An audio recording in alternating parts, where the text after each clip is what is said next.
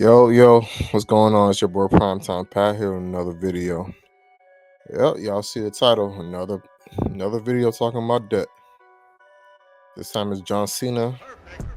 And it's explaining to you on the Shannon Sharp Show. Let's go get into it. And again, guys, go ahead and subscribe.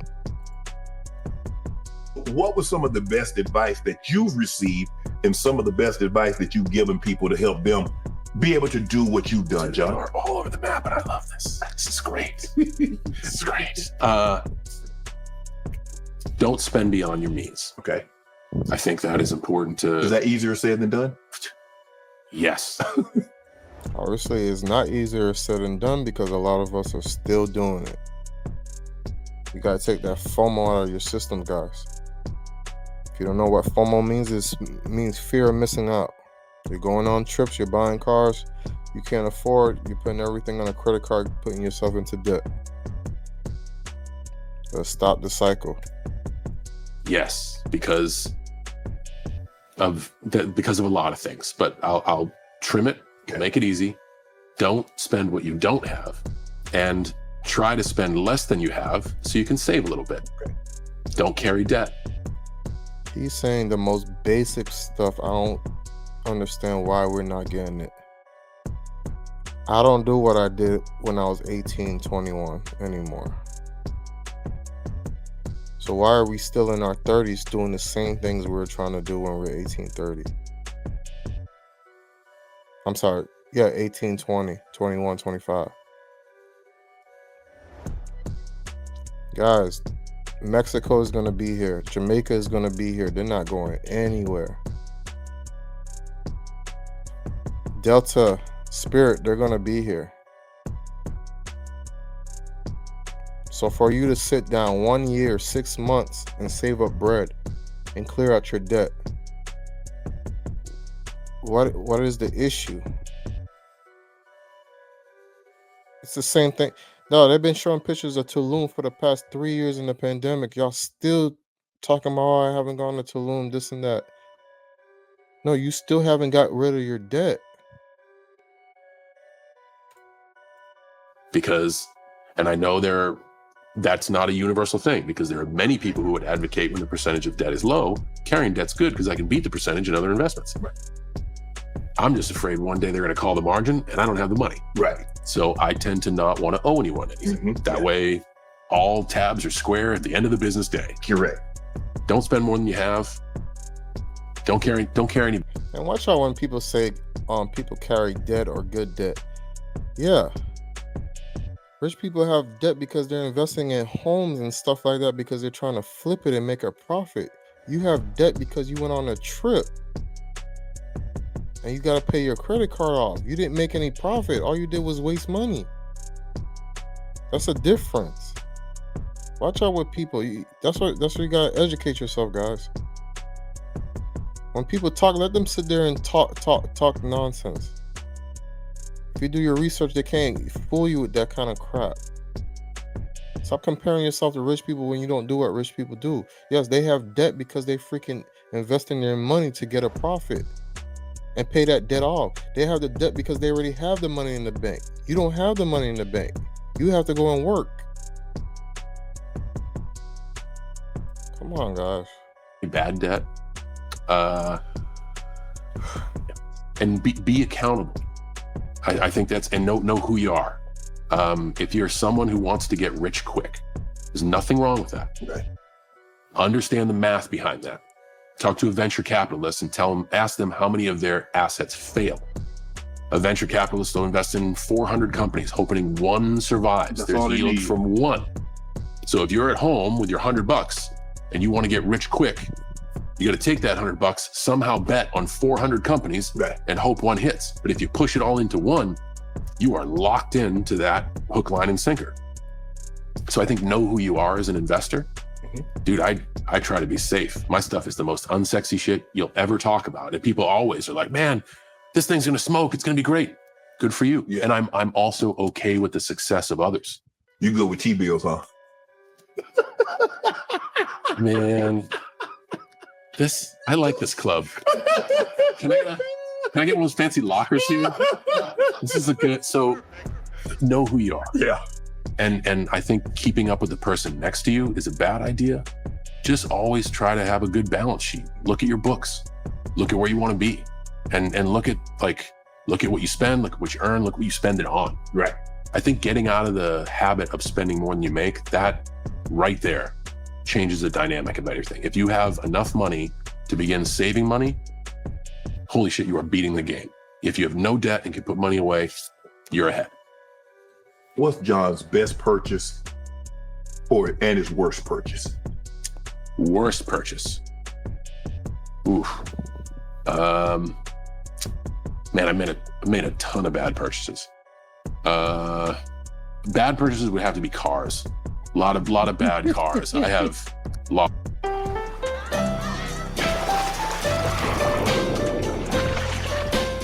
so much money on cars. And that's another thing. Be okay with your failures. Right. I love cars. It's a passion. I don't do it to make money. So I lose money on it because it's a passion. Right. I remember when I started making money, my worst purchase. There is nothing wrong with spending money on your passion, guys. As long as you have money for doing real business. It's a thing we spend money on crap and then we lose that and we don't have no extra money on the side.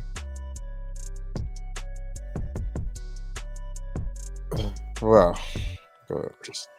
Because I didn't want to spring for a Lamborghini. Right. So I bought a fake one. Oh my goodness. How do you buy a fake Lambo? I found a way to do it. So we had a Lambo body with a Ford engine? At BMW V12. And I was like, this is like 2003. I found a company that would do it. They put a V12 in it. I'm like, man, it's the same thing. It looks pretty good. Like, it looks great. Yeah, I'll buy it. They tried to stiff me out of the car. I had to ask some friends who knew how to find things to go and find things. I then had to get a title for the car, of which I did. The car finally shows up after 2 years from me waiting. It doesn't go into gear. The motor is held together with the timing of 2 Chevy V6s, so everything's confused. Nothing runs. The car is not roadworthy. So I sent it to a shop. This is 2005. I just got the keys to that car a week ago. What? A week ago. I've sent it to 10 shops. I finally found somebody to do it. They did it tip to tail, and I will tell you, it looks great. But I can honestly say I have the cost, and the collectible Lamborghini market is thriving. Right.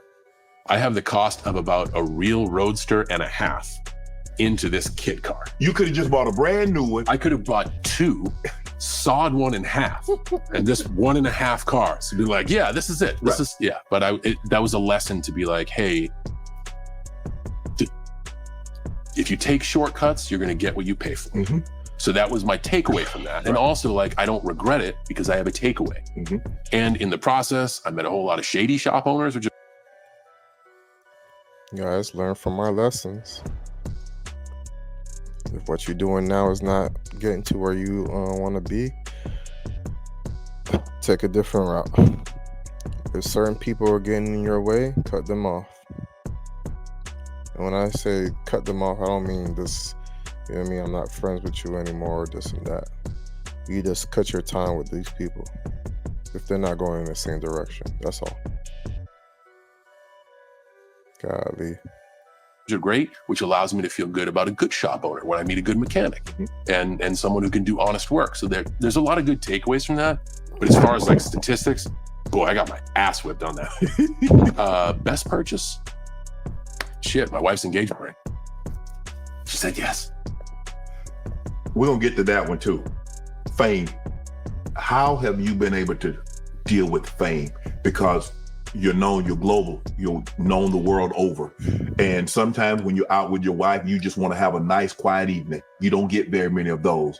And then, John, can I get a picture? John, can you sign an autograph? Hey, John, hey, this is my brother on FaceTime. Say hello to my brother. Can you wish my wife happy birthday? It's our anniversary. How do you deal with that? That's been a journey.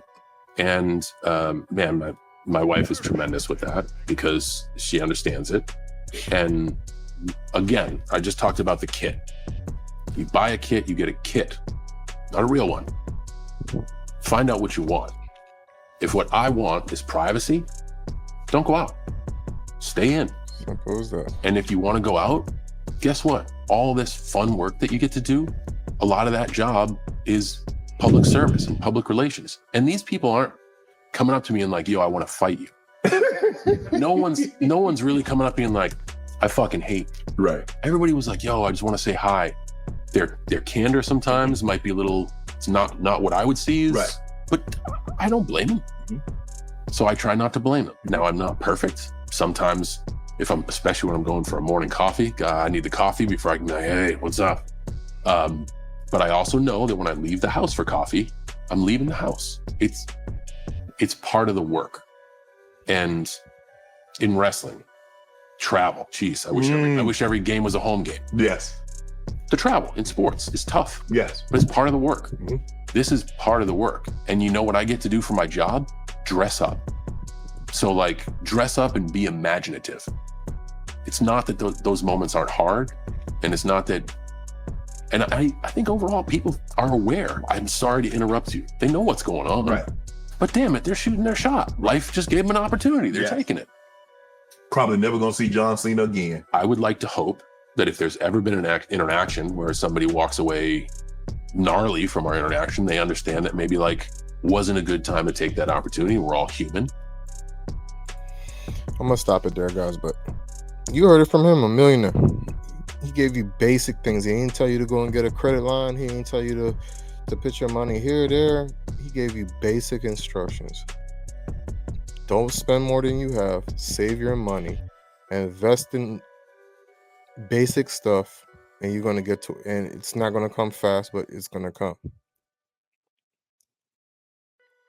You guys are living like you're gonna die tomorrow. Yeah, I gotta live. I understand that.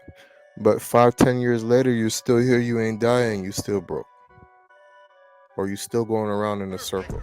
You went around the world or everything, and then you still don't have money. You still have to work. Guys, we're working to retire so we can live off our money. Do it the right way. God bless. Go ahead and subscribe, guys. Go ahead and watch my next video. It's your boy PrimeTimePat. I'm out.